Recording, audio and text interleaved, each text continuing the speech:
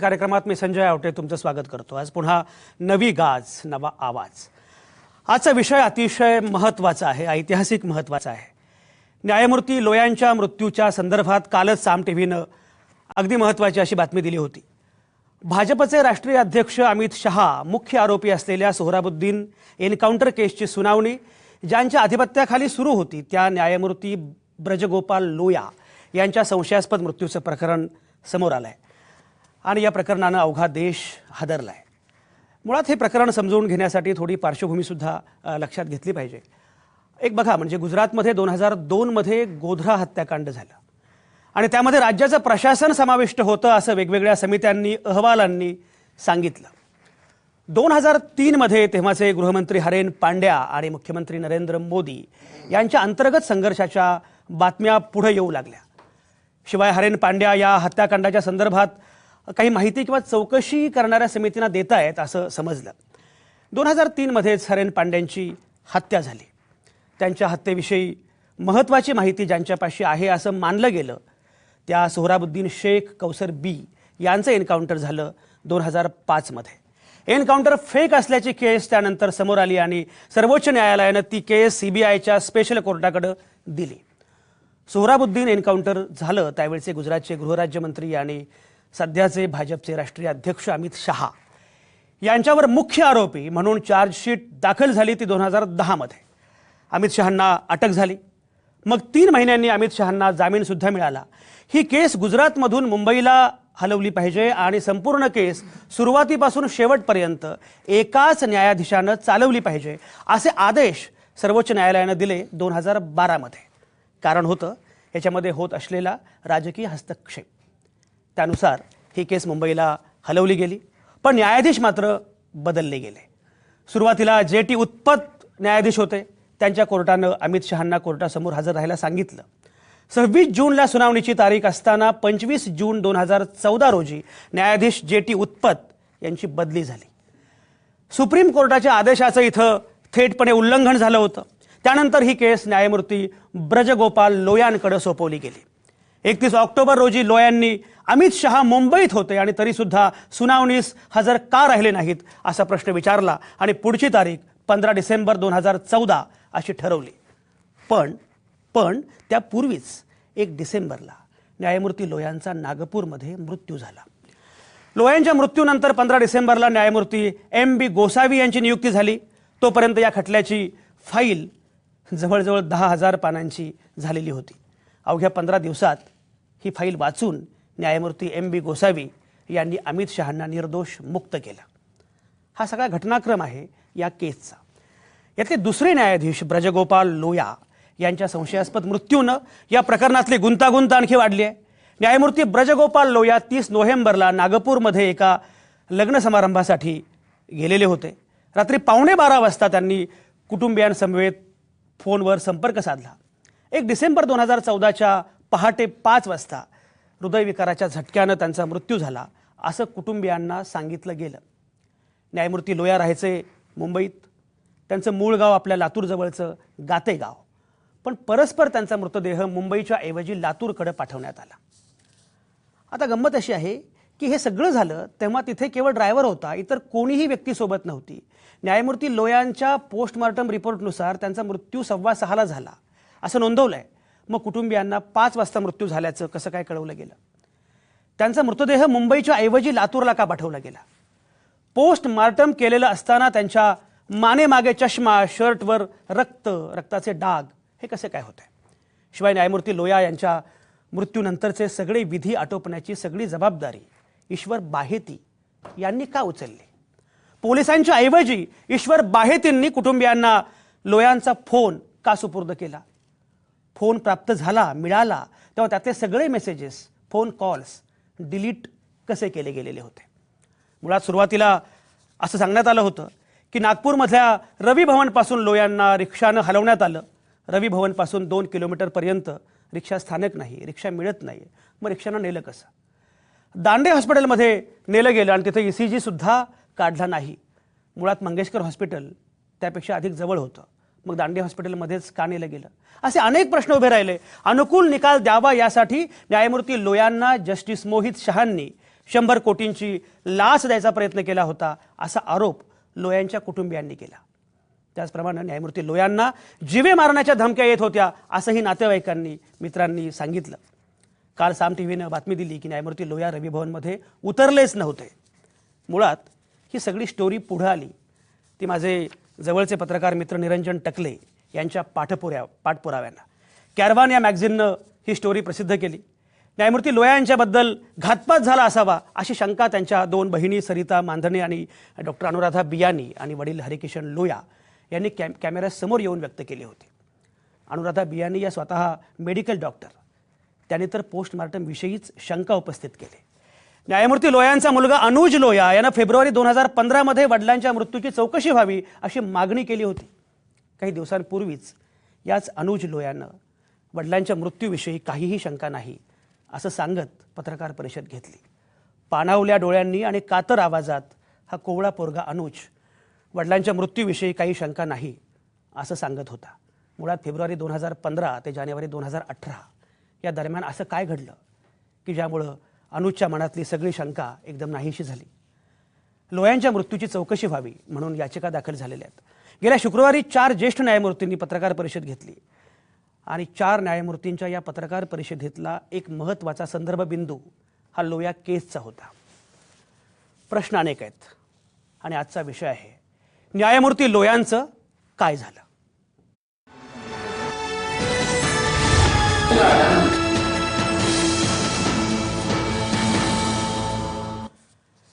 न्यायमूर्ती लोयांचं काय झालं ही सगळी चर्चा मला करायची आहे आणि ही चर्चा करण्यासाठी माझ्यासोबत आहेत नेहमीप्रमाणे नामवंत पाहुणे. आजचे पाहुणे फार महत्त्वाचे आहेत. ही स्टोरी दिल्यानंतर या सगळ्या प्रकरणाचा पाठपुरावा केल्यानंतर निरंजन टकले पहिल्यांदाच टीव्हीवरच्या या प्रकारच्या चर्चेमध्ये येत असावेत. निरंजन टकले आज या कार्यक्रमामध्ये माझ्यासोबत आहेत. निरंजन टकले हे प्रख्यात पत्रकार आहेत आणि प्रामुख्यानं ही बातमी ज्यांच्यामुळे देशभर जगभर पोहोचली असे अतिशय झुंजार निर्भीड महत्त्वाचे समकालीन पत्रकार निरंजन टकले आज माझ्यासोबत आहेत. न्यायमूर्ती बी कोळसे पाटील या संदर्भामध्ये सातत्यानं आपली भूमिका मांडतायत आणि निवृत्त न्यायाधीश असल्यामुळे त्यांच्या भूमिकेला तो पदरसुद्धा आहे. त्यामुळे त्यांची भूमिका त्यांची मांडणी आणखी महत्त्वाची आहे. प्राध्यापक राजरत्न आंबेडकर माझ्या शेजारी आहेत. प्राध्यापक राजरत्न आंबेडकर सातत्यानं या संदर्भामध्ये भूमिका मांडतायत. ते आंबेडकरवादी आहेत आणि बौद्ध महासभेचे प्रमुख आहेत. काँग्रेसचे प्रवक्ते असणारे अतुल लोंढे नागपूरमधून माझ्यासोबत असणार आहेत. नागपूरमध्येच माझे सहकारी बातमीदार संजय डाफ आपल्यासोबत असणार आहेत. संजय डाफांनी काल एक अतिशय महत्त्वाची बातमी ब्रेक केली ज्याचा मी मगाशी उल्लेख केला की रवी भवनमध्ये न्यायमूर्ती लोया उतरलेच नव्हते अशी कालची एका अर्थानं देशातली सगळ्यात महत्त्वाची मोठी बातमी देणारे संजय डाफ आपल्यासोबत आहेत. चर्चेला सुरुवात करण्यापूर्वी एक उल्लेख मुद्दाम केला पाहिजे की भारतीय जनता पक्ष किंवा RSS यांच्या प्रवक्त्यांनी या चर्चेमध्ये यावं अशी माझी आत्यंतिक इच्छा होती. भाजपच्या प्रवक्त्यांना संपर्क करण्याचा प्रयत्न सातत्यानं मी कालपासून करत होतो. कालपासून ते आज दुपारी 4 वाजेपर्यंत माझा प्रयत्न सुरू होता. भाजपचे मुख्य प्रवक्ते माधव भंडारी यांना मी अशी विनंती केली की कोणीतरी आलं पाहिजे तुमच्या वतीनं, भाजपची भूमिका काय आहे ती कळली पाहिजे. मात्र भाजपच्या प्रवक्त्यांनी या चर्चेमध्ये यायला नकार दिला. ते चर्चेमध्ये नाहीत, पण ते का नाहीत हे कळावं म्हणून फक्त मी हे सगळे तपशील मांडले. ही सगळी चर्चा आता आपल्याला या नामवंतांच्या सोबत करायची आहे आणि ही जी चर्चा आहे ही चर्चा करत असताना मला अगदी सुरुवातीला जायचे मुद्दाम संजय डाफ यांच्याकडे, कारण संजय डाफ यांनी जी कालची ताजी बातमी दिलेली आहे त्या ताज्या बातमीने आपण सुरुवात करूया. संजय डाफ, कालची बातमी काय आणि किती महत्त्वाची आहे?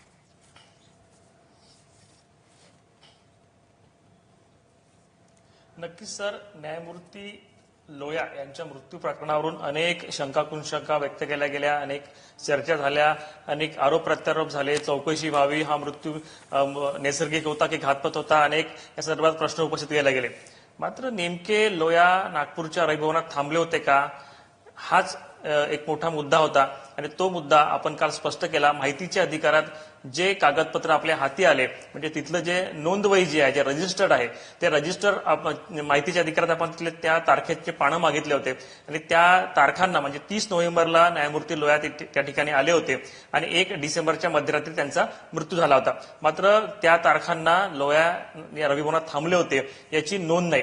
खरं म्हणजे GR नुसार म्हणजे शासकीय नियमानुसार तिथं जो कोणी व्यक्ती थांबेल म्हणजे तो कुठल्याही पदावर असो त्या व्यक्तीची नोंद तिथं असली पाहिजे. मग तो कोण नोंद जो कोणी करेल तो करेल, पण जो थांबलाय व्यक्ती त्याचं नाव त्या रजिस्टरमध्ये असलं पाहिजे असा नियम आहे, असा शासकीय आदेश आहे. मात्र लोया यांचा कुठेही उल्लेख त्या नोंदवहीत नाही.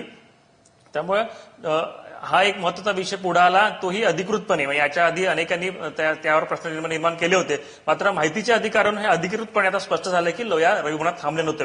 दुसरं आपण माहितीच्या अधिकारात कागद मागितला होता की पोलिसांनी त्यांना सुरक्षा व्यवस्था पुरवली होती.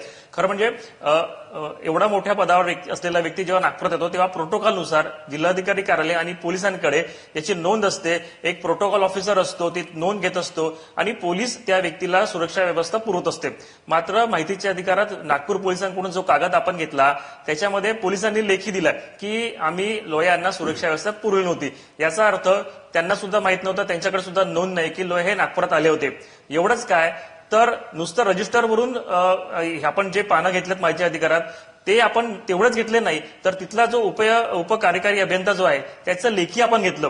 त्याने लेखी लिहून दिलाय की आमच्या नवी भवनामध्ये आमच्या नोंदवहीमध्ये लोया थांबल्याचं नोंद नाही. त्यामुळे आता या प्रकरणामध्ये खऱ्या अर्थाने एक वेगळं वळण आलेलं आहे की लोया जर रवी भवनात थांबलेच नव्हते तर मग हा घटनाक्रम जो सांगितला जातो तो खरा आहे का? मग रवी भवनातून त्यांना दंदे संजय डाब तुमचा मुद्दा रुग्णालय या ठिकाणी नेलं असेल का? संजय डाब तुमचा मुद्दा पोहोचला. सगळ्याच्यावर हो, संजय डाब तुमचा मुद्दा पोहोचला. मुळामध्ये रवी भवनमध्ये न्यायमूर्ती लोया उतरलेच नव्हते. म्हणजे न्यायमूर्ती लोयांच्या संदर्भामध्ये आता हा आणखी एक मुद्दा आहे. म्हणजे ज्या हॉस्पिटलमध्ये त्यांना दाखल केलं गेलं तिथे ECG काढला नाही, या सगळ्या गोष्टी म्हणजे प्रत्येक गोष्टीमधली जी काही फेक किंवा बनवाबनवी आहे ती समोर येते. एवढा महत्त्वाचा आणि एवढी महत्त्वाची गोष्ट घडून सुद्धा त्याबद्दलचं स्पष्टीकरण नीटपणे दिलं जात नाही. निरंजन टकले, तुम्ही जेव्हा सुरुवात केली या विषयाचा पाठपुरावा करण्याचा प्रयत्न केला आणि मला कल्पना आहे पत्रकार म्हणून की अशा एखाद्या विषयाचा पाठपुरावा करणं हे किती कठीण काम असतं. मुळामध्ये ही सुरुवात कशी झाली की तुम्हाला याच्यात काहीतरी संशयास्पद आहे असं वाटणं आणि तुमचा पूर्ण पाठपुरावा त्यातले फाइंडिंग्स जरा सांगा ना. त्यातली पहिली गोष्ट जसं म्हणजे माझ्या या आधी पण स्टोरीच्या अनुषंगाने ते एक्सप्लेन झालेलं आहे की मला माझी सर्वात पहिली भेट ही नूपुर बियानीशी पुण्यामध्ये झालेली होती आणि ती त्यांची भाची होती जज लोयांची आणि तिने मला संपूर्ण ही घटना आणि घटनाक्रम सांगितला. तेव्हाच मला या संपूर्ण प्रकाराचं गांभीर्य आणि म्हणजे प्रपोर्शन आणि स्कोप हे लक्षात आलेला होता. पण ते तिचं हिअर्स हे अकाउंट होतं. म्हणजे 80% हे तिची IQ माहिती होती, 20% जे प्रत्यक्ष मामा तिच्याशी बोलले ती माहिती तिची होती. त्यामुळे नंतर मी तिच्या आईला भेटलो, आईचा इंटरव्ह्यू केला, नुपूरचाही केला होता, वडिलांना भेटायला गेलो होतो. त्या सगळ्या दरम्यान म्हणजे मला ज्या वेळेला पहिल्यांदा पोस्टमॉर्टमची कॉपी मिळाली त्या पोस्टमॉर्टमच्या कॉपीवरती पोस्टमॉर्टमची वेळ ही सकाळी 10:50 ते 11:50 1 डिसेंबरला अशी लिहिली होती. आणि कुटुंबियांनी मात्र सर्वांनी मला हे सांगितलं होतं की त्यांना पहाटे 5 वाजता फोन आले, 5 सव्वा 5 वाजता की असा मृत्यू झालेला आहे, पोस्टमॉर्टम झालेलं आहे आणि त्यांचं पार्थिव हे गातेगावला पाठवून दिलेलं आहे, तर तुम्ही सगळेजण गातेगावला जा. आता म्हणजे लोयांचं प्रत्यक्ष कुटुंब तर मुंबईमध्ये होतं, बहिणी महाराष्ट्रातल्या इतर 5 ठिकाणी होत्या, तर या सगळीकडून त्यांनी गातेगावला जायचं होतं.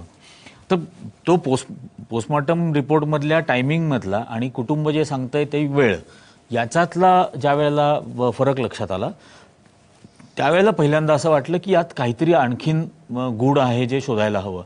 दुसरं पोस्टमॉर्टम रिपोर्टमध्ये असं म्हटलेलं होतं की 2 गोष्टी आहेत. पोस्टमॉर्टम रिपोर्टमध्ये असं म्हटलं होतं की कोरोनरी आर्टरी इन्सफिशियन्सी म्हणजे कार्डियाक अरेस्टमुळे त्यांचा मृत्यू झाला. आता जनरली कार्डियाक अरेस्ट जनरली हे कुठल्या प्रकारच्या लोकांना होतो याची ज्यावेळेला मी तज्ज्ञ डॉक्टरांकडून माहिती घेतली तर त्यावेळेला असं लक्षात आलं की लोया तर टीटोटलर होते, संपूर्ण निर्व्यसनी होते, त्यांना कुठलंही व्यसन नव्हतं. ते 20-25 वर्ष रोज 2 तास टेबल टेनिस खेळत होते मृत्यूपर्यंत. तर इतका फिट असलेला स्वभावाने अत्यंत आनंदी आणि जॉली असलेला माणूस असा कसा कार्डियाक अरेस्टने जाईल.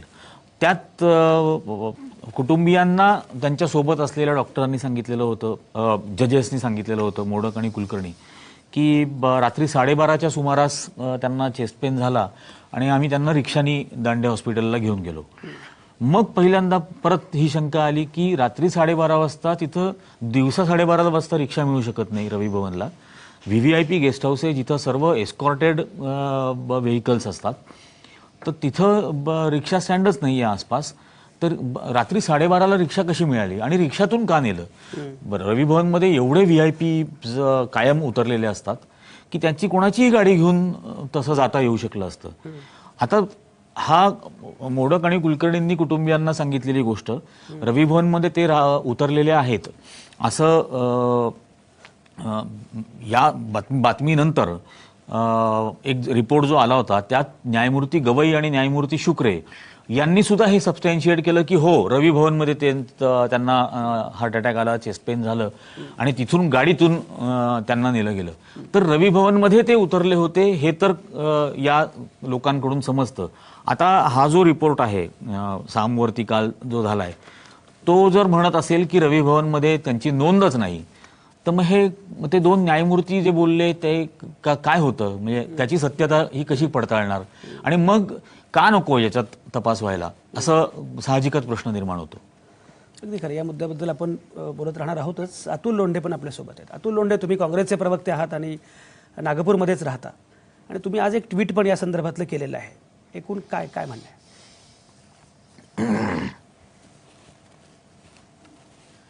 नाही, माझं ट्विट या संबंधाशी आहे की लोया केसवरनं देश धुमसतोय. देशामधल्या सर्वात महत्वाची संस्था जी आहे न्यायालयीन व्यवस्था, त्याच्यावर ज्येष्ठ न्यायाधीशांनी प्रश्नचिन्ह उपस्थित केले आहे. आणि ह्या केसच्या संदर्भामध्ये विचारलं असताना गोगोईंनी सांगितलं की हो, त्यांनी यस म्हटलं की लोयाच्या केसच्या संदर्भामध्ये सुद्धा हा प्रश्न आहे. आणि मिसलीड करणं सुरू झालं की ज्युनियर जजेसला बेंच अलॉट केल्यामुळे हे 4 जजेस विरोधात गेले. पण प्रत्यक्षामध्ये त्यांचं पत्र वाचल्यानंतर आणि त्यांचे एक्सप्लेनेशन वाचल्यानंतर त्यांचा मुद्दा हा पिक अँड चूजचा होता. म्हणजे पर्टिक्युलर जजेस आपल्याला फेव्हरेबल निकाल देतील किंवा असं, या समजातून अलॉटमेंट ऑफ केस जे होतं त्याच्या संदर्भामध्ये मेमोरंडम ऑफ प्रोसिजर याच्या संदर्भामध्ये मुद्दे उपस्थित केलेले होते या 4 जजेसनी. आता हा सगळा घटनाक्रम चालत असताना ज्या 2 जजेसचं नाव आता निरंजन सरांनी घेतलं, ते 2 जजेस आता ऍक्टिंग जजेस असताना सुद्धा त्यांनी खाली येऊन सांगितलं की त्यांचा मृत्यू नैसर्गिक आहे. म्हणजे जजेस, ऍक्टिंग जजेस जेव्हा बोलतात त्याचा परिणाम काय असतो कोळसे पाटील साहेब सांगतील. आणि त्याच्यानंतर ह्या केसला याचे कागदपत्र, सीलबंद कागदपत्र परवाच्या दिवशी जेव्हा महाराष्ट्र सरकारचा प्रतिनिधी हा सुप्रीम कोर्टाला देत असताना संध्याकाळी नागपूरचे जॉईंट सीपी यांनी प्रेस कॉन्फरन्स घेतली. काही सिलेक्टिव्ह पत्रकारांना बोललं. ते प्रेस कॉन्फरन्स घेत असतानाही सगळ्या प्रेसला बोलवलं असं नाही. काही सिलेक्टिव्ह पत्रकारांना बोलून त्यांनी सांगितलं की जस्टिस लोया यांचा मृत्यू हा नैसर्गिक होता, हार्ट अटॅकनी झालेला होता आणि त्याच्यामध्ये पुढच्या इन्व्हेस्टिगेशनची काही गरज नाहीये, पुढच्या चौकशीची काही गरज नाहीये. मग माझं एक राजकीय कार्यकर्ता म्हणून माझं एवढंच म्हणणं आहे की जेव्हा एखादी केस ज्युडिशियली आपण म्हणतो की मॅटर इज सबज्युडिस, आम्ही त्याच्यावर काही प्रतिक्रिया देणार नाही आणि न्यायालयाचा हा आपण नेहमी सन्मान ठेवतो, तर मग हा असा कंटेम्प्ट ऑफ कोर्ट नाही का याच्यातमध्ये? आणि मग चोर के दाढी में तिनका अशा पद्धतीची परिस्थिती का सातत्यानं निर्माण होते आहे? आणि आता संजय डाफनी जे कागदपत्र आणलेले आहेत ते आता बघत होतो मी, त्याच्यामध्ये 31 तारखेनंतर 30 नोव्हेंबर नंतर 1 डिसेंबर पर्यंतचे 269 नंबरची एंट्री, 270 नंबरची एंट्री आणि 271 नंबरची एंट्री ही सूट आहे आणि तेवढीच ती वॅकंट सोडलेली आहे. मग एवढ्या मोठ्या व्यक्ती जर सुरक्षित नसेल आणि त्याच्या संदर्भामध्ये प्रश्नचिन्ह उपस्थित होत असतील आणि ती जर हाय प्रोफाईल केस असेल, त्यांना सिक्युरिटी गार्ड मिळत नसेल आणि इतर सर्व लोकांनी त्यांना रवी भवनमधनं हॉस्पिटलमध्ये रिक्षाने नेलं, अशा अनेक गोष्टी जर उपस्थित होत असेल तर त्याची निपक्षपातीपणे चौकशी केली पाहिजे आणि काय सत्य आहे ते आणलं पाहिजे. कारण की ही केस जी आहे, ही केस एक आपल्या समोरचं एक उदाहरण आहे. पण सातत्यानं 3.5 वर्षापासून सगळ्या संस्था, म्हणजे आपली लोकशाही म्हणजे फक्त निवडून आलेले आमदार खासदार नाहीत किंवा सरकार नाही, आपली लोकशाही आपण एका इन्स्टिट्यूशनल व्यवस्था ज्या आहेत त्या निर्माण केल्या. मग आरबीआय असेल न्यायालयीन व्यवस्था असेल, इंडिपेंडन्स ऑफ ज्युडिशरी त्यामध्ये असेल, सगळ्या कॅगची संस्था असेल, या सगळ्या ऑटोनॉमस संस्था, कॉन्स्टिट्युशनल संस्था ज्या आहेत त्यांचं स्वातंत्र्य आपण अबाधित ठेवलेलं आजपर्यंत.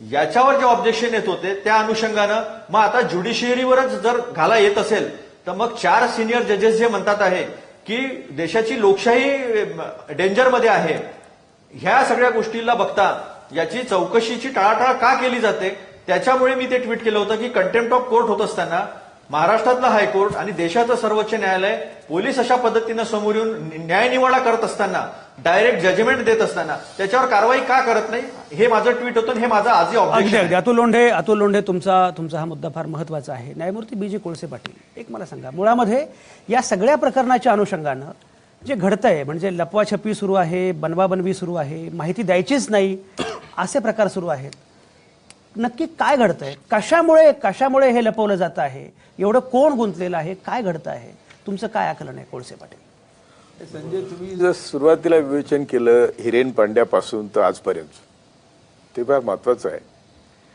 आणि आज आपण लोहियाची केस इन आयसोलेशन बघता कामा नये. या सगळ्या घटना ज्या घडतायत, आज लोहिया कुणाची केस होती लोहिया पुढे,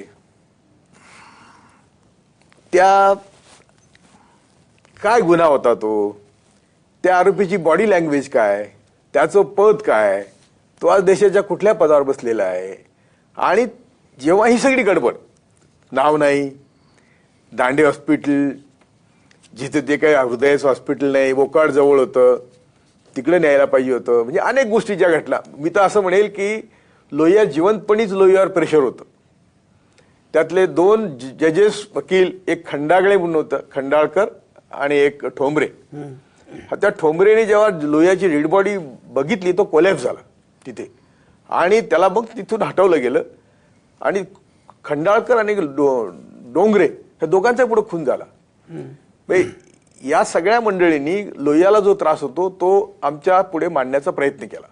त्यात आणखी एक आहे तो ओके म्हणून, त्याच्यावर एकदम खोटा कंटेम्प्ट आहे, म्हणजे अशी कंटेम्प्टची ऑर्डर होऊच शकत नाही, अशा कंटेम्प्टमध्ये त्याला टाकलाय. आणि तो पळून गेला म्हणून वाचला, नाही तर त्याला जेलमध्ये देऊन त्याला मारला असता आणि आमची काही वेगळी गत होणार नाही. असं एक इन्फॉर्मेशन होती की लोहियाला दडपण होतं आणि ड्राफ्ट दिला होता की तू असं जजमेंट दे. आता कोणी दिला, काय दिला, कोण मध्ये होतं आपल्याला माहिती नाही, त्याचे आपल्याकडे पुरावे नाहीत. परंतु पुरावा एकच आहे की हा ड्राफ्ट घेऊन ही सगळी मंडळी प्रशांत भूषणकडे गेली होती. आणि प्रशांत भूषण म्हणलं की तुम्ही जर हे केलं तर लोहियाची नोकरी जाईल. मी तिथं म्हटलं परत दिलेलं की अरे ते नोकरी गेल्यास चालल्यास तो वाचला असता ना. बरोबर. त्यामुळं ह्या सगळ्या घटना, आणि आणखी मला जी माहिती आहे ती मी तुम्हाला सांगितली आता, अशी अनेक गोष्टी आहेत की ज्या आता सबज्युडिस असल्यामुळे आपण फार बोलत नाही. परंतु याचा तपास आम्हाला बघा, आम्ही न्याय संस्थेला हे अग्निपरीक्षा द्या म्हणतोय. आमचं काही कोणाची वैयक्तिक कोणाशी आमचं हेवे द्यावे नाहीत. ही अग्निपरीक्षा आहे, यातून न्याय संस्थेने बाहेर पडलं पाहिजे. आणि ते पडताना हे काम सुप्रीम कोर्टाने सिटिंग जजच्या अधिपत्याखाली त्यांनी दररोजच्या सुपरविजनने हे काम करून घेतलं पाहिजे. जगाला आणि देशाला आम्ही निर्दोष आहोत, जे काही घडलेलं तुमच्या पुढे आलं ते खोटं आहे. म्हणजे अमित शहाचे 100 कोटी, सॉरी तू इथलं चीफ जस्टिस शहा मोहित शहा, आणि त्यांची 100 कोटी असतील, लोहियाच्या घरच्या लोकांच्या तक्रारी असतील, या सगळ्यांचं निराकरण करणं, ह्या सगळ्या खोट्या आहेत असं नुसतं बोलून चालणार नाही, तर ते सिद्ध करून आमच्या देशाला आणि दुनियाला आमच्या न्यायसंस्थेने दाखवण्याची गरज आहे. आणि हे करत असताना एकमेकावर ज्या 4 जजेसची जी घुसमट होती, अशी घुसमट आम्ही प्रत्येक जजेसच्या प्रत्येक हायकोर्टात आणि प्रत्येक ठिकाणी बघितली. न्यायमूर्ती कोळसे पाटील, हा मुद्दा खरंच गंभीर आहे. एक बघितलं पाहिजे की अनुजची पत्रकार परिषद झाली, पण मुळामध्ये अनुजवर ज्या प्रकारचं दडपण आलं असेल त्याचा आपल्याला किमान अंदाज करता येऊ शकतो. म्हणजे अनुज पुण्यामध्ये काय ज्या कॉलेजमध्ये शिकतो त्या कॉलेजमध्ये तो गेल्या अनेक महिन्यांपासून आलेलाच नाही आहे. ज्या प्रकारच्या तणावातून हे सगळे नातेवाईक जात आहेत, सगळे कुटुंबीय जात आहेत, हे सगळं भयंकर आहे. आणि सगळ्यात महत्त्वाचं म्हणजे माध्यमं अक्षरशः गप्प आहेत. हे घडलं महाराष्ट्रामध्ये, पण महाराष्ट्रामध्ये कोणीही या संदर्भामध्ये अक्षरशः काहीही ब्र उच्चारला नाही. एवढी कसली भीती आहे? मी माध्यमं बोलतच नाहीत. मी पहिल्यांदा जर्नालिझमच्या इतिहासामध्ये आणि जर्नालिझमच्या पूर्ण याच्यामध्ये पहिल्यांदा मी असं बघितलं की साधारणपणे असं असतं की ज्यांच्याकडे बातमी छापून आली तिथे त्या बातमीचा खुलासा दिला जातो, पण ज्यांनी बातमी दिली नाही त्यांनी खुलासे मात्र छापले. अशा प्रकारची घटना पहिल्यांदा घडली आणि जेव्हा बातमी द्यायची होती मी निरंजन टकलेंना त्यांची आहे ती नोकरी सोडून अन्यत्र बातमी द्यावी लागली. कॅरावान मॅगझिननं छापली, पण अन्य कुठल्याही माध्यमांनी छापायला नकार दिला. नंतर माध्यमांनी उलटपक्षी खुलासे छापले. संजय डाफ नागपूरमध्ये आहेत. नागपूरमधली माध्यमं म्हणजे खरं म्हणजे मराठी माध्यमांनी उलटपक्षी जास्त बोललं पाहिजे. एक रवीश कुमारचा अपवाद वगळला तर टीव्हीवर या संदर्भातली चर्चा सुद्धा मराठीमध्ये कोणी केली नाही, हिंदी इंग्रजीमध्ये सुद्धा चर्चा झाली नाही. हे दडपण काय आहे? संजय डाफ, तुम्ही नागपूरमध्ये आहात. नागपूरमध्ये तुम्हाला कल्पना आहे की आपण पॅनल करत होतो, सकाळपासून आपण वेगवेगळी नावं घेतली आणि संध्याकाळपर्यंत फक्त तुम्हीच राहिलात. हे जे आहे की हे येतील, ते येतील, ते येतील, हे येतील आणि प्रत्यक्षामध्ये मात्र बोलायला कोणीच येत नाहीये. एवढी भीती काय? भीती प्रत्येकाला वाटते, भीती तुम्हालाही वाटते, भीती मलाही वाटते आणि भीती वाटली पाहिजे. पण एवढं कसलं भय आहे की लोकशाही व्यवस्थेमध्ये किमान म्हणजे बाकी माझं काहीच म्हणणं नाही, पण हा संशय आहे, या शंका आहे, हे तर बोललं पाहिजे. याचा अर्थ तो कोणी काही केलंय का? कदाचित तो मृत्यू असेल पण नैसर्गिक, मुद्दा तो नाहीये. पण मृत्यूच्या अनुषंगानं जर समजा 4 संशय असतील तर संशय घेण्याचा अधिकार नाही का? शंका व्यक्त करण्याचा अधिकार नाही का? नागपूरमधली माध्यमं, सगळीच माध्यमं गप्प कशी? संजय डाफ, नागपूरमध्ये इतना सन्नाटा क्यों है?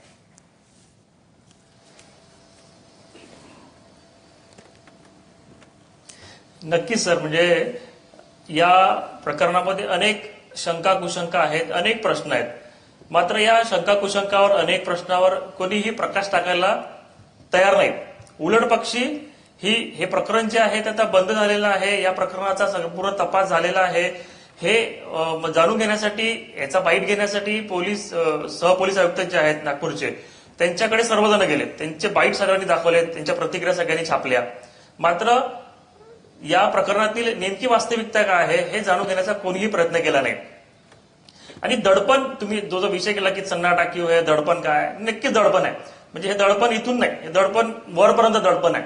त्यामुळे कोणीही या प्रकरणावर चर्चा करायला तयार नाही, बोलायला तयार नाही. म्हणजे आपण कालची बातमी दाखवली त्याच्यावर आज रिॲक्शन घेण्याचा मी प्रयत्न केला, कोणीही या संदर्भात बोलायला तयार नाही. म्हणजे कोणी म्हटलं हे प्रकरण न्यायालयीन आहे, कोणी म्हटलं या प्रकरणाचं अनेक कंगोऱ्या आहेत, संशयास्पद आहेत. त्यामुळे कोणीही एकतर रिस्क घ्यायला तयार नाही. मी बोललो आणि मला जर वरून काही कमी असं झालं तर असा एक भीती अनेकांच्या मनात आहे, कोणाला वरून प्रेशर आहे. त्याच्यामुळे कोणीही या विषयावर बोलायला तयार नाही. खरं म्हणजे हे प्रकरण नागपुरात घडलेलं आहे. हा सगळा घटनाक्रम नागपूरमध्ये आपल्याकडे जे कागद आले ते तर स्पष्ट आहे, त्या रविभवनाच्या रजिस्टरमध्ये नोंदच नाही. बरोबर बरोबर. रविभवनच्या याच्यामध्ये नोंद नाही, त्याच्यामध्ये खाडाखोड आहे. नागपूरमध्ये वरून दडपण आहे असं म्हटलं जातंय आणि नागपूरमध्ये वरून वर पण काही फार दूर नाहीये, त्यामुळे ते दडपण आणखी थेट आहे. नाही, एक प्राध्यापक राजरत्न आंबेडकर आपल्यासोबत आहेत. मी येतो तुमच्याकडे न्यायमूर्ती. प्राध्यापक राजरत्न आंबेडकर, काय म्हणताय? खरं तर मी साम टीव्ही मराठीचे आभार व्यक्त करीन. काल मी सर्फ करता करता साम टीव्ही जेव्हा बघितलं आणि मनात विचार आला की बरंच धाडसी चॅनल आहे, कोणीही लोयांचं नाव घ्यायला आज तयार नाही आणि काल लोयांचं संपूर्ण सत्र तुम्ही चालवत होतात. आणि मी लगेच संजयजीने आपल्याला फोन केला की मला या विषयावर बोलवता आलं तर बोलवा, कारण मी खूप अभ्यास करून याच्यावर काही कन्क्लुजन्सला पोहोचलोय. खरं तर भीती माझ्याही मनात आहे. आज मी जी मतं मांडणार आहे, कदाचित हे ऐकल्यानंतर अनेक लोक माझ्यावर टीका करतील, अनेक व्यवस्था माझ्यावर तुटून पडतील, परंतु आजही देशामध्ये लोकशाही टिकून आहे. म्हणून ही लोकशाही जोपर्यंत आहे तोपर्यंत मला बोललं पाहिजे. हा संपूर्ण जो प्रकार आहे लोयांचं, आपण सगळं एक्सप्लेन करून सांगितलं की कशा पद्धतीने मृत्यू होतो. रिक्षा, जिथे रिक्षाची व्यवस्था नाही तिथे रिक्षा येते, हे सगळं आहे. हे सगळं आपल्याला मान्य आहे. RSSचा बहेती घरापर्यंत निरोप आणतो. जे फोन पोलीसवाल्यांना द्यायला पाहिजे तो बहेती RSSचा कार्यकर्ता कुटुंबियांना देतो. SMS डिलीट आहेत, हे सगळं मान्य आहे. पण हे सगळं कशासाठी सुरू आहे याचं जर आपण कन्क्लुजन काढलं, हे 4 सुप्रीम कोर्टचे टॉप मोस्ट सिनियर जजेस ही प्रेस कॉन्फरन्स घेत आहेत आणि काय सुचवायचा प्रयत्न करतायत हे आम्हा लोकांना कळलं पाहिजे. ज्या प्रकारे आपण क्रिकेटमध्ये मॅच फिक्सिंग बघतोय त्या पद्धतीने कदाचित मला खूप दडपणाखाली मला हे बोलावं लागतंय की या ज्युडिशरीमध्ये बेंच फिक्सिंग चे प्रकरण सुरू झालेलं आहे. हे 4ही सुप्रीम कोर्टचे टॉपमोस्ट जजेस हे त्या दिवशी बोलले ज्या दिवशी जस्टिस लोयांची केस देखील अशा एका लोअर जजकडे सुपूर्द करण्यात आली ज्याच्यामध्ये न्यूट्रल किंवा सकारात्मक जजमेंट त्याच्या पद्धतीने लागेल अशा पद्धतीने त्यांना देण्यात आली. म्हणजे सिनियर मोस्ट सुप्रीम कोर्टचे जजेस असतानाही ही supreme chief justice of India Deepak Mishra हे केस 10व्या आणि 22व्या क्रमांकावर जे ज्युनियर आहेत त्यांच्याकडे ट्रान्सफर करतात. अरुण मिश्रा यांचे जर आपण संपूर्ण कारकीर्द बघितली तर हे पॉलिटिकल कॉन्ट्रोव्हर्शियल जेवढ्याही केसेस आहेत त्या सगळ्या केसेस अरुण मिश्रा यांच्याकडे डायव्हर्ट केल्या जातात, त्यांच्या बेंचकडे दिल्या जातात. आपण जर टप्प्याटप्प्याने बघितल्या तर एवढंच नाही, अमित शहाचीच केस नाही बघा, जसं तुम्ही सांगितलं की अमित शहाची केस आधी दुसऱ्या एका जजकडे होती आणि एक दिवस आधी त्यांची ट्रान्सफर होते, मग लोयांचं तिथे येतं आणि काही दिवसापूर्वीच मग त्यांची खून होतो, हत्या होते किंवा नॅचरल डेथ होते, तो सबज्युडाइज प्रश्न आहे. परंतु त्यानंतर लगेच एका महिन्यात त्यांना क्लीन चिट मिळते. केवळ ही एकच केस त्यांच्याकडे हे नाहीये, वळती करण्यात आली नाही. अरुण मिश्रा यांच्याकडे सहारा बिर्ला मॅटर देखील गेला होता, ज्याच्यामध्ये स्वतः प्राईम मिनिस्टर सहारा बिर्लाकडनं करोडो रुपये घेण्यामध्ये स्वतः लाच स्वीकारताना त्यांच्यावर खटला भरण्यात आलेला आहे. अशा पद्धतीने त्यांच्यावर खटले होते. हे अरुण मिश्राकडे ट्रान्सफर होतात आणि अरुण मिश्रा त्यांना क्लीन चिट देतात. म्हणजे पॉलिटिकल कॉन्ट्रोव्हर्शियल केसेस जेवढ्याही या देशामध्ये आहे या सगळ्या अरुण मिश्रांना दिल्या जातात आणि अरुण मिश्रा सगळ्यांना क्लीन चिट देत आहेत. अशा पद्धतीने बेंच फिक्सिंगचं काम सुप्रीम कोर्टामध्ये सुरू आहे. हेच उघडकीस आमच्या या 4 टॉप मोस्ट जजेसने आमच्या समोर आणलं. हे आणल्याचा परतफेड यांना काय झाली, हे काँग्रेसचे आहेत, हे नक्षलवादी पाकिस्तानी लिबरल आणि अनेक लोक यांना फंड करतायत. अशा पद्धतीने यांच्यावरच टीकासत्र सोडण्यात आलं. बीजेपीचा ट्रोल, गोधी मीडिया आणि हे सगळी लोक यांच्यावर तुटून पडलेत. गोगोई स्वतः काँग्रेसमध्ये आहेत म्हणून काँग्रेसच्या बोलण्यानुसार हे अशा पद्धतीने बोलतायत. हे अशा पद्धतीने यांच्यावर ट्रोल करून ही लोक प्राध्यापक राजरत्न, तुमचा मुद्दा महत्वाचा आहे. न्यायमूर्ती बी जे कोळसे पाटलांना मगाशी काहीतरी बोलायचं होतं. न्यायमूर्ती बोला. नाही, असं आहे की ते सीबीआयचे जज होते, त्यांना रेग्युलर सिक्युरिटी होती. नेमकं ती सिक्युरिटी 24 ते 30. समजा तो माणूस आजारी असेल त्याला अल्टरनेटिव्ह माणूस द्यायला पाहिजे होता, सिक्युरिटी दिली नाही. दुसरी गोष्ट, त्यांची नोंद नाही इथपर्यंत ठीक आहे, परंतु त्यांच्या पोस्टमॉर्टम रिपोर्ट असतो आणि एक रिपोर्ट फॉरेन्सिक लॅबोरेटरीला पाठवला जातो. बरोबर. तर ते दोन्ही रिपोर्ट एकच डॉक्टर लिहितो. तो डॉक्टर एका त्याच्या जी कॉपी आता कोर्टापुढे येणार आहे त्या कॉपीत आहे की रिजर मॉर्टर नुकताच सुरू झालेला आहे, बोट, आणि दुसऱ्या कॉपीमध्ये लिहितो की फुल झालेला आहे, वेल मार्क्ड बॉडी, म्हणजे फुल म्हणजे रिजर्व मॉर्टर बॉडी कडक झालेली आहे. तर अशा परिस्थितीत एका वेळेला एका क्षणी हे असं कसं लिहू शकतो. दुसरं कॉज ऑफ डेथ तो लिहितो तिकडे की सडन डेथ, म्हणजे जे फॉरेन्सिकला पाठवलं तिकडे, आणि इकडे लिहितो कार्डियक व्हॅस्क्युलर सिस्टीम फेल्युअर. म्हणजे sudden death opens many avenues, cardiac vascular system limits it to certain. आणि हे सगळं नंतर तयार केलं जाते. स्वतः अमित शहा मार्चमध्ये कुठेही प्रेसला कोणालाही न सांगता 4 दिवस रवी भवनला येऊन राहिलेले आहेत. आणि त्यांच्याबरोबर त्या लिस्टमध्ये आम्ही बघितलं तर बरेच सुप्रीम कोर्ट जजेस आहेत. हे सगळं म्हणजे हे काही इनोसेंटली घडत नाही.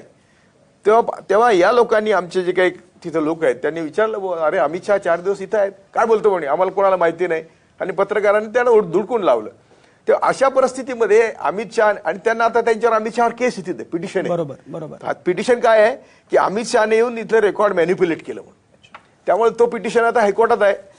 हायकोर्टामध्ये लोहियाच्या केसची चौकशी व्हावी हा पिटिशन आहे. अगदी मुंबई हायकोर्टात आहे. ही सगळी चर्चा आपण करत राहू. ही सगळी चर्चा अतिशय महत्वाची आहे, कारण या सगळ्या संदर्भामध्ये प्रश्नांची उत्तरं मिळालीच पाहिजेत. आणि संशय आहे, हा मृत्यू संशयास्पद आहे, याच्यामध्ये काही शंका नाही. कोर्टानं सांगितलेलं आहे राज्य सरकारला की या संदर्भातली जी कागदपत्रं आहेत ती कागदपत्रं खुली करा आणि कुठलाही संशय राहता कामा नये. ही सगळी चर्चा आपण करत राहू. ब्रेक नंतर ही चर्चा कदाचित आणखी एका वेगळ्या वळणावर जाणार आहे. तुम्ही कुठंच जाऊ नका. आता या क्षणी मी घेतोय एक छोटासा ब्रेक.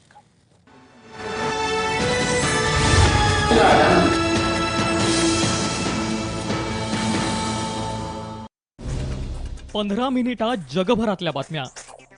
टॉप 50 न्यूज दररोज सकाळी 7 आणि संध्याकाळी 7:30 वाजता. आपल्या आरोग्याच्या समस्यांसाठी मोफत वैद्यकीय सल्ला आजच भेट द्या डॉक्टर जैन यांच्या वैद्यकीय केंद्राला. संपर्क 9594072020.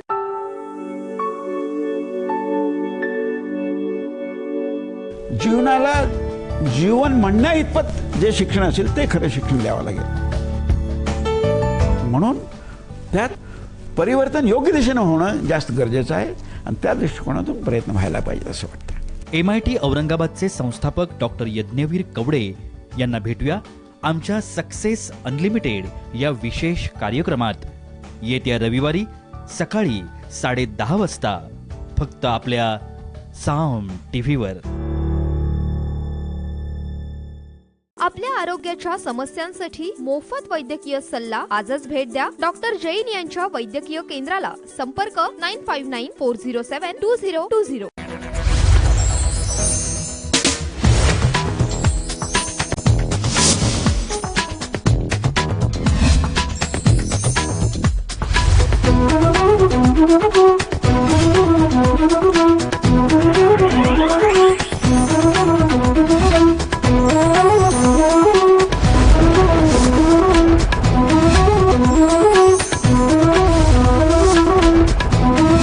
ॲग्रोवन दररोज सकाळी 6:30 वाजता आणि संध्याकाळी 6:30 वाजता फक्त साम टीव्हीवर.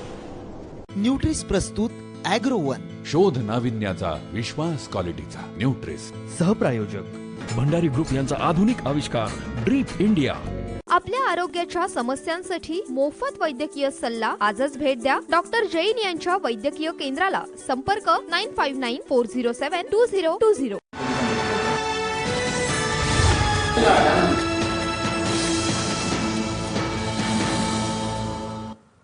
आवाज महाराष्ट्राचा विशेष कार्यक्रमात तुमचं पुन्हा एकदा स्वागत.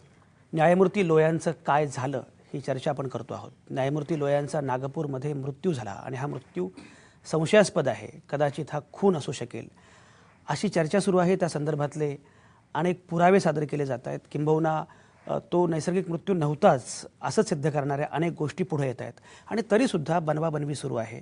तरीसुद्धा विरोधातला आवाज दाबला जातो आहे. हा मृत्यू संशयास्पद आहे असं कोणी म्हणता कामा नये. अशा प्रकारचं एकूण वातावरण निर्माण केलं जात आहे.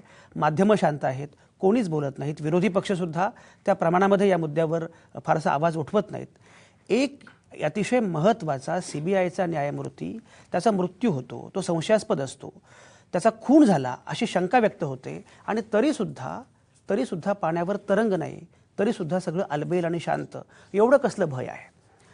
म्हणजे ब्रिटिशांच्या विरोधामध्ये सुद्धा ज्या लोकांनी आवाज उठवला होता त्यांनासुद्धा काही भय वाटलं नव्हतं.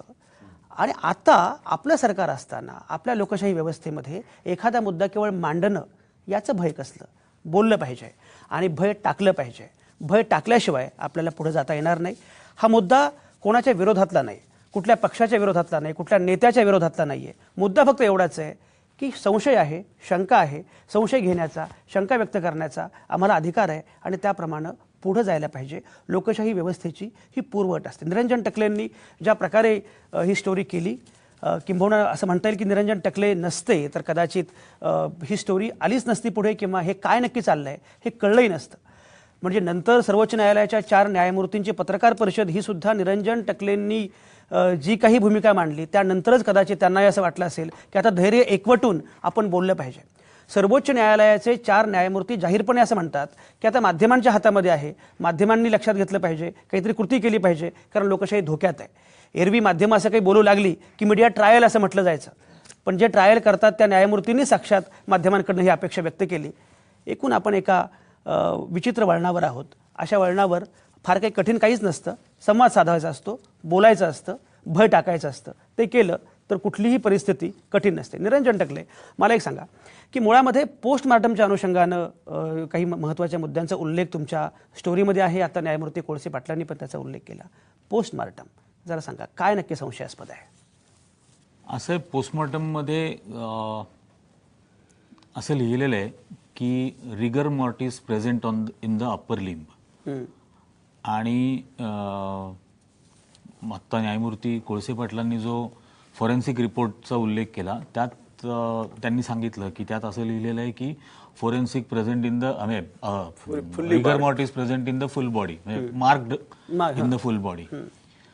तर हे कारण हे दोन्ही एकाच डॉक्टर करत असतो, हे एकाच डॉक्टरच्या हस्ताक्षरात लिहिलेले रिपोर्ट असतात. आता तो एक डॉक्टर एक रिपोर्ट लिहिताना असं लिहितो की it is present only in the upper लिंब. दुसऱ्या बाजूला तो त्याच वेळेला लिहित असताना तो marked in the full body म्हणतो.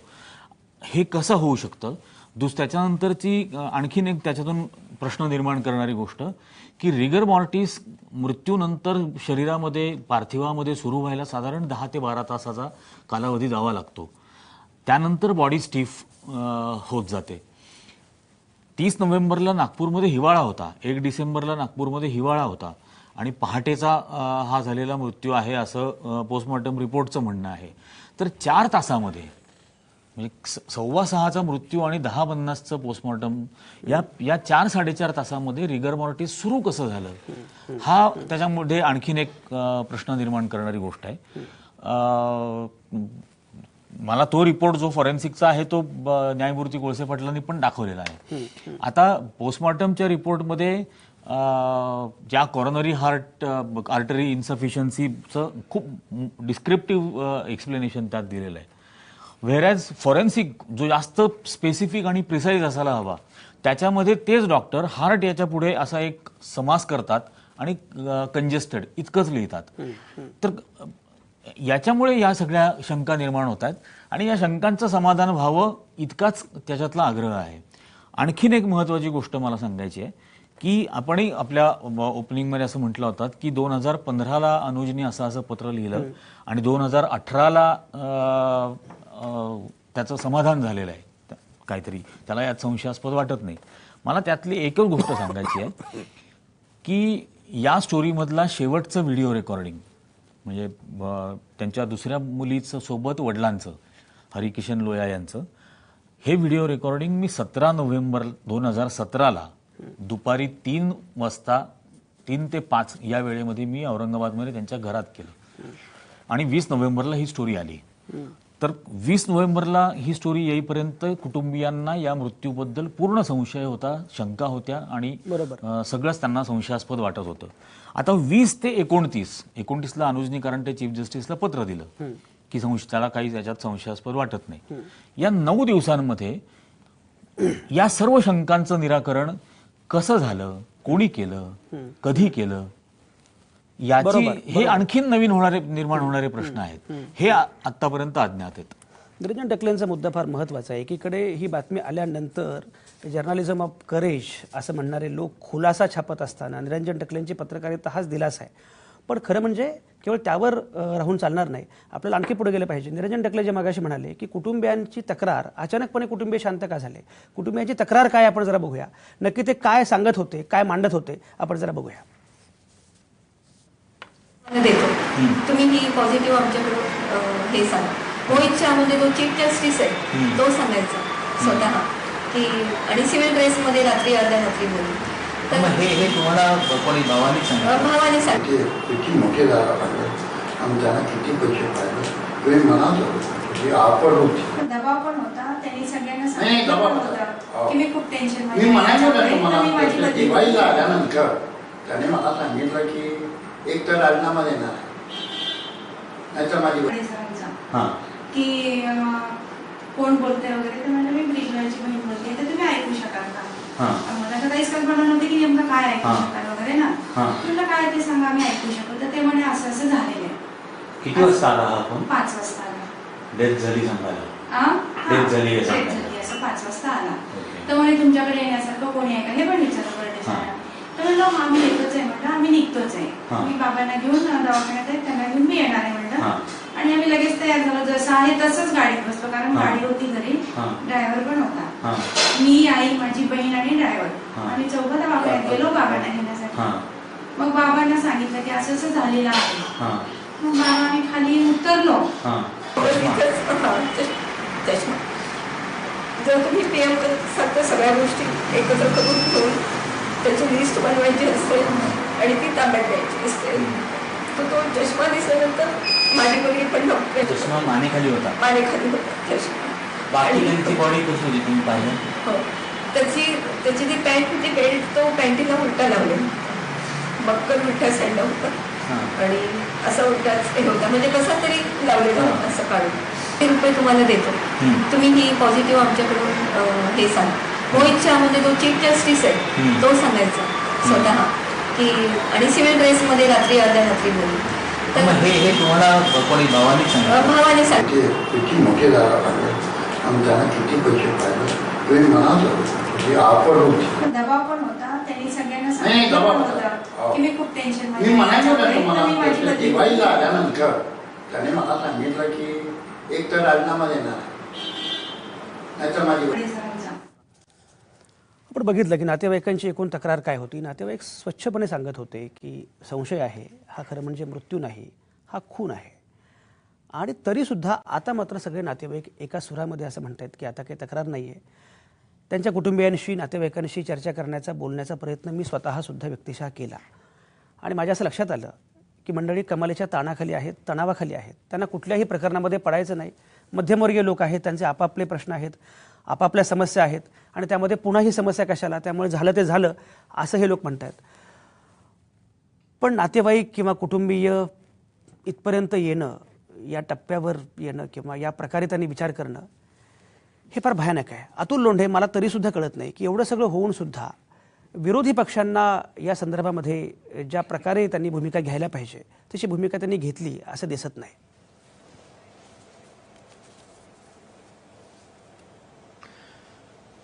संजयजी, थोडंसं आपण या सगळ्या गोष्टीमध्ये जर लक्ष दिलं तर ज्या पद्धतीने माध्यमांमधून याच्यावर टीका व्हायला पाहिजे नव्हती किंवा प्रश्न उपस्थित करायला पाहिजे नव्हते तसे प्रश्न उपस्थित करण्यात आलेले नाही. त्याचा उल्लेख मी केला. त्याचा उल्लेख मी केला. माझ्यासारख्या छोट्या कार्यकर्त्यांपर्यंत सगळ्यांनी असे प्रश्न सगळ्यांनी प्रश्न उपस्थित केले. त्या संदर्भामध्ये ज्या दिवशी 4 ज्येष्ठ न्यायाधीश आले त्या दिवशी पण राहुलजी येऊन स्वतः प्रेस कॉन्फरन्स घेतली, स्वतः प्रश्न उपस्थित केले. आता न्यायालयाच्या विरोधामध्ये आपण आंदोलन उभं करून न्यायालयावर प्रश्नचिन्ह उपस्थित करणं हे एक राजकीय पक्ष म्हणून ज्यांनी या सगळ्या संस्था मागच्या 70 वर्षात डेव्हलप केल्या ते योग्य होणार नाही. न्यायालयावरचा विश्वास आज अजून कायम झाला की 4 लोकांनी ज्या पद्धतीने सगळ्या गोष्टी पुढे आणल्या. म्हणजे आज तुम्ही किती प्रयत्न केला तरी लोकशाहीचे पाळमुळं किती रुजलेले आहेत. आज आपल्यामध्ये कोळसे पाटील साहेब बसले आहेत. आज संजय डाफ सारखा कार्यकर्ता अजून सत्य पुढे आणतो की याच्यामध्ये लपाछपी कशी सुरू आहे. त्यामुळे प्रत्येक पातळीवर हा विरोध जो आहे तो सुरू आहे. आम्ही हे प्रश्न उपस्थित केले की अनुज लोया हा 21 वर्षाचा मुलगा पुढे येतो, पण त्यांच्या बहिणी ज्या डॉक्टर आहेत, जे शिकलेले आहेत, जे ज्येष्ठ आहेत, त्या घरातलं कोणीही त्या प्रेस कॉन्फरन्समध्ये पुढे येत नाही आणि ते बोलत नाहीत. याच्यावरनं चित्र स्पष्ट होतं की कुठल्या तरी दबावामध्ये तो पोरगा प्रेस घेतोय. न्यायमूर्ती बीजे कोळसे पाटील अतुल लोंढे तुमचा मुद्दा पोहोचतो. ते लोक पुढे आले. अतुल लोंढे मुद्दा पोहोचतात. न्यायमूर्ती बीजे कोळसे पाटील, तुम्हाला असं वाटतं का की अतुल लोंढे म्हणतायत विरोधकांनी आपलं काम केलं असं वाटतं तुम्हाला किंवा करतायत? करतच नाही. मी तर असं म्हणेन की गेली 4 वर्ष विरोधकांनी जे बिळ्यात जाण्याची भूमिका घेतली ती फार वाईट आहे आणि म्हणून यांना फारच, मी तर असं माझ्या खेड्यातल्या भाषेत माज आला यांना. आणि यांना असं वाटतं की आम्हाला कोणी चॅलेंजेस करत नाही. वास्तविक ही जी न्यायमूर्तींची परिषद आहे या परिषदेने मी म्हणत असतो की त्या न्यायमूर्तींनी देशावर उपकार केलेत. नाहीतर चीफ जस्टिस आणि सरकार काय चाललं होतं, बेंचेस फिक्सिंग, बेंचेस कसे आता ते बोलले तसं की आता आम्हाला देशाचे प्रत्येक महत्वाच्या प्रश्नावर जर सुप्रीम कोर्टाची मदत लागत असेल आणि ती जर या सिनियर जजेसला विचारत न घेता जर बेंचेस फॉर्म होत असतील तर देशाचं भवितव्य काय. म्हणून आम्ही सर्व विरोधी पक्षांना अशी विनंती करत होतो की तुम्ही कोर्टावर मोर्चे न्यायची गरज नाही. अरे एक्झिक्युटिव्हवर न्या ना. एक्झिक्युटिव्हने आतापर्यंत लोहियामध्ये काय केलं आणि हे जर तुम्ही दडपादडपी का करताय. तुम्हाला जर एक्झिक्युटिव्हचा इतिहास माहिती आहे, बघा एक्झिक्युटिव्हमध्ये सुद्धा फरक असतो.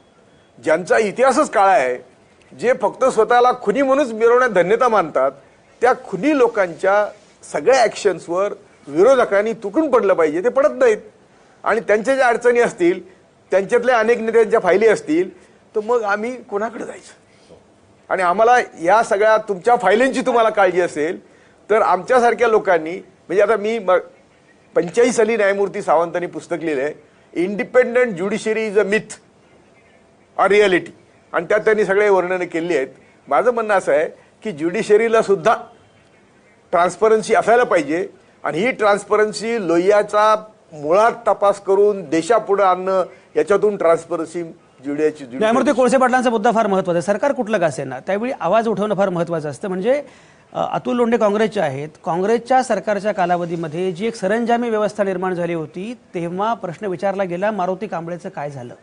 कारण या सरंजामी व्यवस्थेमध्ये असे अनेक मारुती कांबळे मरत आहेत, सिनेमे निघाले, सगळ्या आवाज उमटला, मारुती कांबळेचं काय झालं, आता न्यायमूर्ती लोयांचं काय झालं हेही बोललं पाहिजे. तेव्हा सरकार काँग्रेसचं होतं, आणखी आता भाजपचं आहे. प्रश्न सरकार कोणाचं का असेना पण जेव्हा जेव्हा असे संशयास्पद गोष्टी असतील तेव्हा आवाज उमटला पाहिजे. अतुल लोंढे, BG कोळसे पाटील जे म्हणतायत, कारण डॉक्टर बाबासाहेब आंबेडकरांनी सांगितलंय लोकशाही व्यवस्था टिकण्यासाठी सगळ्यात महत्त्वाचा पहिला पायाभूत घटक आहे विरोधक. बाबासाहेबांचं भाषण आहे लोकशाही कशी टिकेल, ते म्हणाले विरोधक, मग तो कुठल्याही पक्षाचा असो, विरोधकावर अवलंबून आहे लोकशाही. अशा वेळी लोकशाही जपणं सांभाळ, लक्षात घ्या, सत्ताधारी तुम्ही असाल किंवा आणखी कोणी असेल, सत्ताधारी लोकशाही कधी सांभाळत नाहीत. ती जे घटक सांभाळतात त्यामध्ये पहिला घटक विरोधक आहे. अतुल लोंढे, तुम्ही काय करता आहात?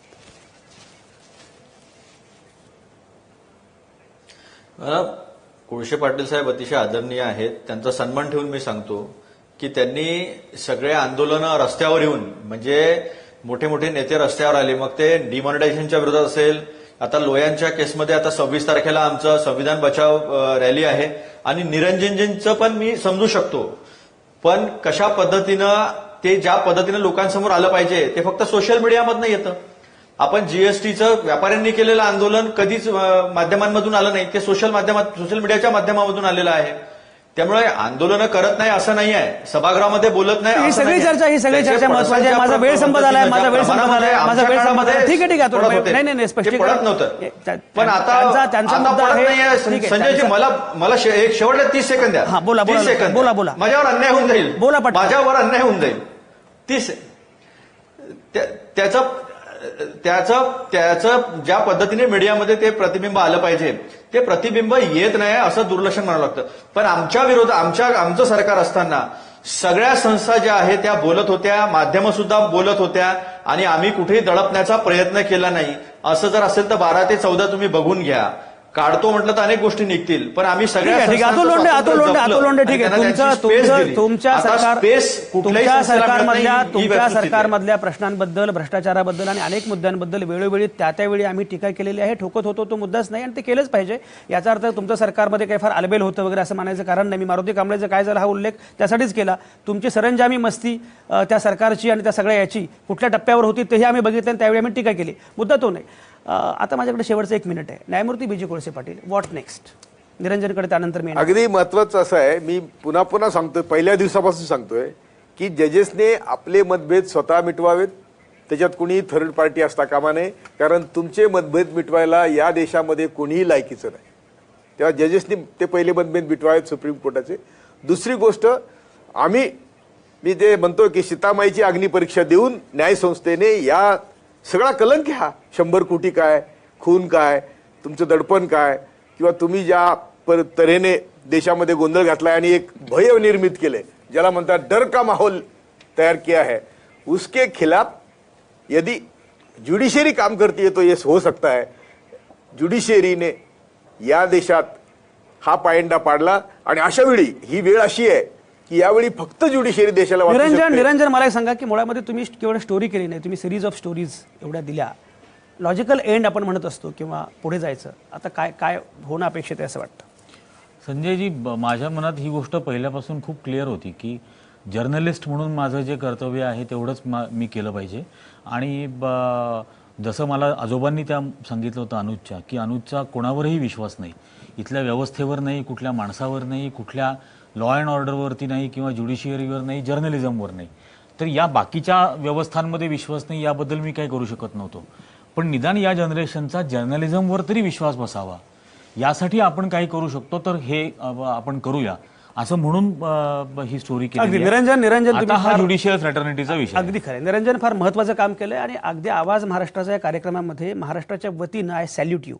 तुम्ही जे काम केलंय ते फार महत्त्वाचं आहे, फार मोठं काम आहे. आपण ऐकली चर्चा. मुद्दा केवळ लोयांच्या संशयास्पद मृत्यूचा नाही, तर तो आहे एकूण इथल्या दडपशाही व्यवस्थेचा.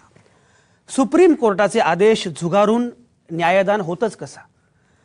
गर्दीत गारद्यांच्या सामील रामशास्त्री, मेल्या विना मढ्याला आता उपाव नाही असं म्हणावं अशी अवस्था. ज्यांचा आतला आवाज शिल्लक आहे असे प्रामाणिक न्यायाधीश आले समोर. पण यक्ष प्रश्न हा आहे की हे सगळं बदलणार कसं? न्याय मागण्याची वेळ न्यायाधीशांवर यावी याच्यापेक्षा दुर्दैव ते कुठलं? न्यायपालिका पोखरलेली, कायदे मंडळ बहुसंख्याकवाद्यांचं आणि कार्यकारी मंडळ ज्याचा मगाशी न्यायमूर्तींनी उल्लेख केला त्यांच्याच अधीन. माध्यमांबद्दल काय बोलायचं? अशा वेळी या लोकशाहीचं काय होणार? मुद्दा आहे तो भारत नावाच्या देशाच्या अस्तित्वाचा, इथल्या लोकशाहीचा. तुम्ही आम्ही मोकळ्या हवेत श्वास घेऊ शकणार की नाही याचा. भीतीतनं बाहेर येण्याचा मार्ग असतो भीतीला भिडणं हाच. गोरख पांडे नावाचा आमचा कवी मित्र म्हणतो, वे डरते हैं किस चीज से डरते हैं वे, तमाम धन दौलत गोला बारूद पुलिस फौज के बावजूद वो डरते हैं कि एक दिन निहत थे और गरीब लोग उनसे डरना बंद कर देंगे. आपण घाबरणं सोडून देणं हाच एकमेव मार्ग आहे, तरच इथं लोकशाही नांदू शकते. निर्भीड होण्याचा, भयमुक्त होण्याचा, बोलण्याचा संकल्प करत आज थांबतो इथंच. सगळ्या नामवंतांचे अतिशय मनापासून आभार. पुन्हा भेटू येत्या सोमवारी सायंकाळी 5 वाजता. तुमच्या आतल्या आवाजासह पाहत आणि ऐकत रहा आवाज महाराष्ट्राचा.